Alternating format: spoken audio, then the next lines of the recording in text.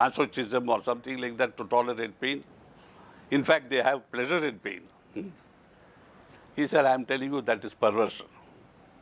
To feel pleasure in pain is perversion. To feel pain in pain is normal human reaction. To not feel pain when you are in acute pain is spirituality. So somebody asked, is it possible? He said, of course it is possible. If you are in constant remembrance, you may not feel the pain at all. You will feel a pinprick, you see, and that's it. And therefore, tolerance for human beings, for behavior, for all life. I have never seen Babuji, killing a mosquito. He used to just do like this. Flies used to settle on his bald head, like that, This was always his gesture. So once somebody asked him, Babuji, why don't you use some mosquito spray or something? He said, I am telling you, they have a right to exist as much as you or I have. So this, recognition that all life has a right to exist, each in its own sphere, is also spirituality. All life is sacred because all life is created by God. We are proud and arrogant when we think only we create life. My children are only my life. Fly has, cows have, dogs have babies. Just because we don't see that they suffer, how can we know they don't suffer? Their suffering may be of a different order, different plane. We are not conscious, we are not able to see, perceive. So to recognize that everything in creation has its right, like you see in the Lord of the Rings, the Ent, What about the trees? Today we talk of conservation of nature, protection, after we have destroyed.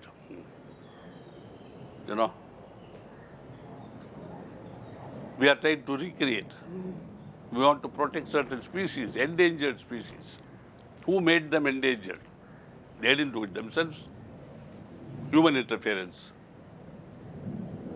So humans, instead of contributing to nature's growth, development, and evolution, which before humanity entered the picture was natural, it evolved by whole universe evolved by itself. We humans contributed nothing to it. After human beings entered the picture, after technology appeared, science appeared, humans have only been destroyers. We have destroyed with a violence, with an abandon, with an avarice for money that no race on earth can ever duplicate. And yet we are always talking. I think people, when they talk of, preservation and conservation, they are only trying to salve their own conscience. They feel so guilty, they say, let us do something. It's like throwing 5 rupees to a beggar. Or planting, a small 1 acre plot and saying, I'm growing trees, I'm so concerned with deforestation in the world. I'm doing my own small bit. That's supposed to be humility. All false, all lies. So tolerance means reducing your needs to permit others to exist. If the Western world, which is the most prosperous world, can avoid waste, the daily waste of food in the USA can feed, I'm told, the whole of Africa 3 meals. Can you imagine? 1 day's waste. As we said earlier, 4% of the world's population consumes 60% of the world's energy. If they conserve their energy, the whole world will have more energy, more facilities for development, more energy employment through various channels of usage, isn't it? But no. We have, we will use. We have, we will waste. We have, we will throw away, starting with the Boston Tea Party, which is a historical episode, Boston Tea Party was the first act of destruction when they threw overboard, chests of tea to keep the price up. So you create a shortage so that the rich people can make money. And when nature creates a shortage by giving you a famine, everybody shouts and prays to God. When a few rich people get together and form a cartel To whom do we pray? So you see, this is how we are destroying this world. And as Babuji has been repeatedly saying, we are inviting destruction because in a court of appeal of which we have no knowledge, all these life forms we have destroyed, we are destroying, which we are bound to destroy, are already lodging their protests in their own languages, in their weak voices, tiny presences. And there is somebody who is listening to all that. We see this now, earthquake, Bhavanagar, tsunami, some volcano already starting to spew dust, ashes. What will come next, we don't know. They are forecasting another tsunami, this time on the east coast of the USA, I am told. What is going to happen? Well, what will happen will be nothing other than what we have created to happen. You get drunk, you are going to have a headache and nausea next morning. It is not God's deed. You overeat, you are going to have trouble with your stomach. Isn't it? Every reaction has its root in our action, our thinking. So meditation again, every time we come back to this meditation. Meditation helps you to regulate your thought by making you capable of bringing your thought to one-pointedness on one subject. As I said earlier, meditation is nothing but thinking of the same thing continuously. When I do that, I cannot think of anything else. When you listen to music, if you are a real music aficionado, you can't listen to anything else. You don't hear anything else. If simple music can have that effect on you, or you sit with your beloved and time goes by, you don't notice anything. People come and go, there is a bombshell somewhere, there is a car drawing firewood somewhere. You say, oh, there was I never noticed it. Meditation, no, I don't think I can meditate. I don't believe in meditation. Why? Oh, well, this Buddhist and this and that, and there's so many crooks and gangsters in the profession. Every guru is a crook. Okay, this is Western reaction, again, to be predicted. Who suffers? You suffer. So, tolerance, atmosphere, the slightest wail of pain can change your atmosphere for the worse. At least you should be sensitive enough to be able to change it later by doing your meditation properly. But they say, well, I was meditating and it only brought me sickness. I get emails every day. Ever since we started to meditate Chariji, my husband first lost his job, my sister had cancer, and we have nothing to pay our rent, even rent with. Please tell me, is this the effect of meditation? I said, the fact that you can ask such a question betrays your lack of faith. To lose weight, you do so many things. You go to the gym, you diet like hell, you starve, almost to the extent of having anorexia. But here, if all that excess is taken away for a new beginning, you are afraid. The moment the door closes, the child weeps. Don't leave me alone, Mama. Mommy says, darling, I'm going to get your milk. Babuji said, every time one door is closed, nature opens another door. No door remains permanently shut. This door is closed, this door is open. But you are looking at the closed door and bemoaning your fate and wailing away, Who is to blame? Ye of little faith, Christ said, you say. No, faith is a very big topic that we'll have to take up later. But this sort of attitude to Sahaj Marg, that when there are so many factors in our life which can affect our existence, why do people automatically first blame Sahaj Marg? It is the first option. Oh, because this is the only thing I'm doing now which I never did before. Have you never lost a job before? Oh yes, Chariji, this is the 7th job. Then how did he lose his other 6 jobs? No answer. Oh, but he's threatening to divorce me. Have you been divorced before? This is my third marriage, Charji. That's why I don't want it to fail. How did your two other marriages fail? Were you doing Sahaj Marg then? Yeah, I know, but Charji, it's difficult to understand these things. Then why do you blame Sahaj Marg? So Sahaj Marg is the first, casualty in any human change. Unless it's changed for the better, in which case, I applied for the job. I really didn't expect to get it, Santosh. Perhaps it is Master's grace. Very grudging gratitude. Perhaps it is Master's grace. But I'm a double PhD and I suffered a lot, I'm telling you. I have worked as a shoe shine boy.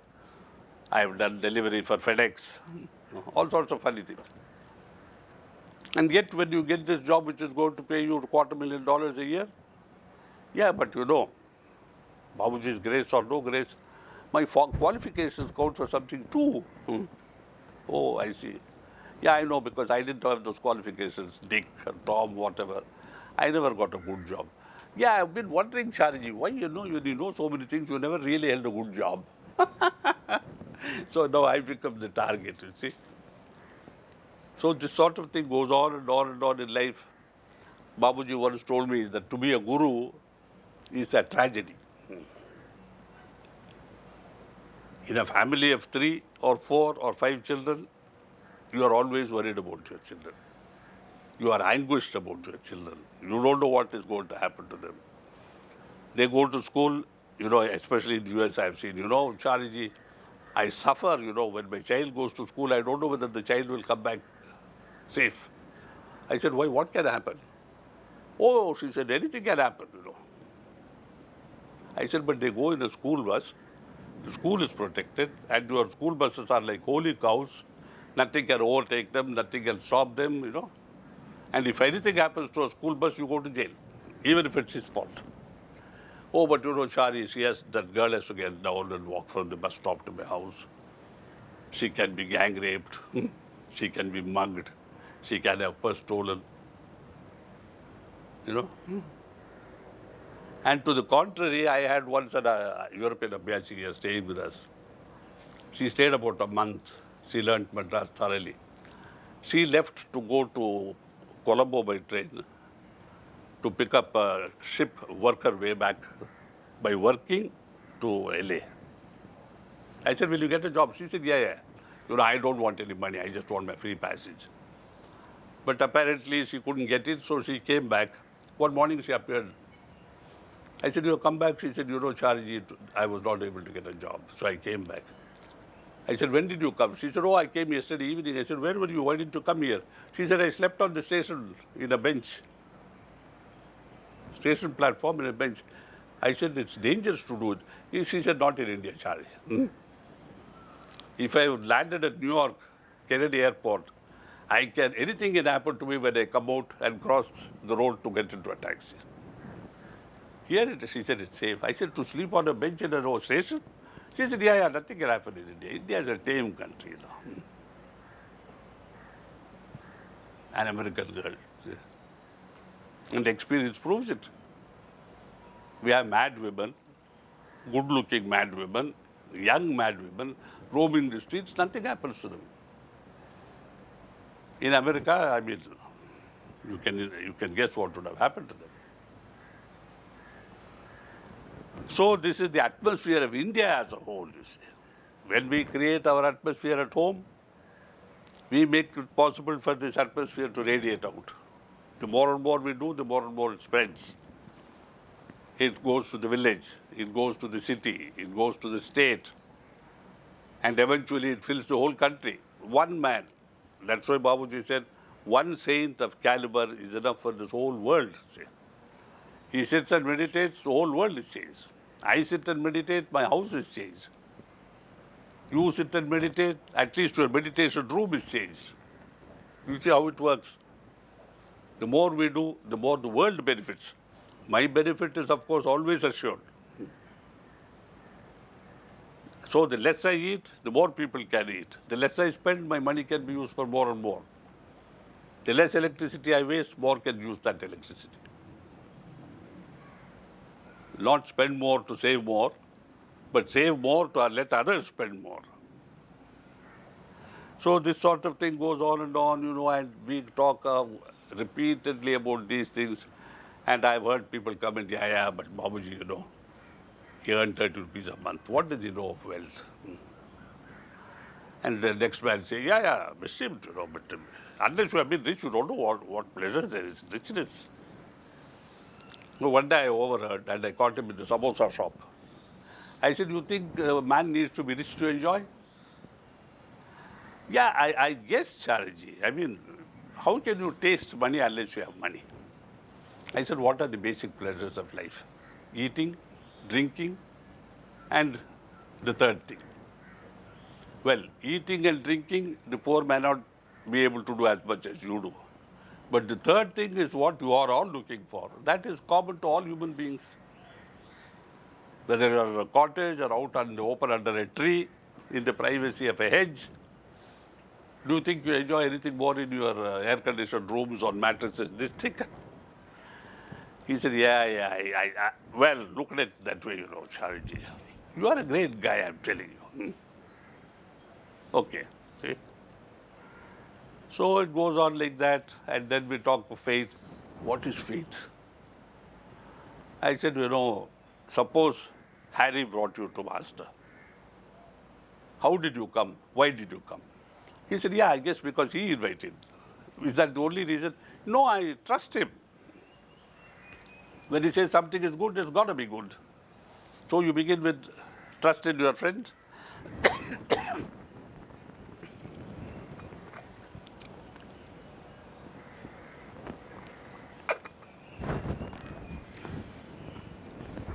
He said, yes, but without him I wouldn't be here.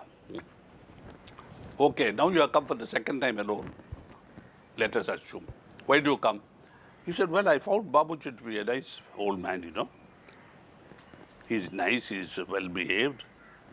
He wants to help us. So is it natural to come? I said, yes, of course. Now who did you trust? He said, for heaven's sake, I trusted my own judgment. Okay, you trusted your friend.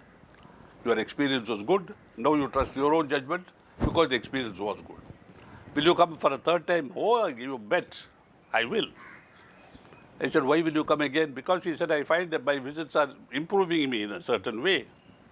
So I said, you begin with trust in your friend, trust in yourself. Now you trust in what the Guru is doing for you. So you believe, you trust. The third action is faith. He said, can you explain to me a little more what is faith? I said, do you believe in everything? He said, no, I believe in things which I see for myself, which I have tested and proved. I said, okay, you believe in what is believable in your own experience, isn't it? Yes. I said, I believe that the moon is hanging up there in the atmosphere. Is it true? He said, of course. I said, why? He said, because science says so. I said, why should I trust science? He said, for heaven's sake, man, you got to trust something. I said, I trust something, and that's my master. Without testing, I said, I don't need to test. You trust the moon is there, the sun is there. I know my master. How do you know him? I said, well, my intuition tells me. My heart tells me. Oh, yeah, but suppose you are not able to judge like that. Then I said, you come and sit repeatedly and verify with your experience. For how long? I said, for as long as it takes. When you take something new and he says, have a sip and see for yourself. You take a sip, then you swallow the glass. You still like it, you go to the shop and buy a bottle to take home. Yeah, but you still haven't told me what faith is. I said, faith is the ability to believe in the impossible. No, Chariji, you are asking too much, This is too much. I mean, for heaven's sake, it's not logical, man. Yes, I said in faith there's no logic. Is there logic in love? You married your wife. Yeah, I fell in love with her, but what's the logic in love? Yeah, but Chariji, love is not a subject in which you can allow logic to come in. I said faith is the same thing. So like this, arguments go on. What is this? What is that? Babuji used to be able to demolish all such arguments with one stroke. What is faith? He said, do you think you are living? He said, yes. What is the proof? He said, Master, I am alive. He said, that is faith. You don't know you are alive. He said, but you can't say that, Babuji. He said, why not? Because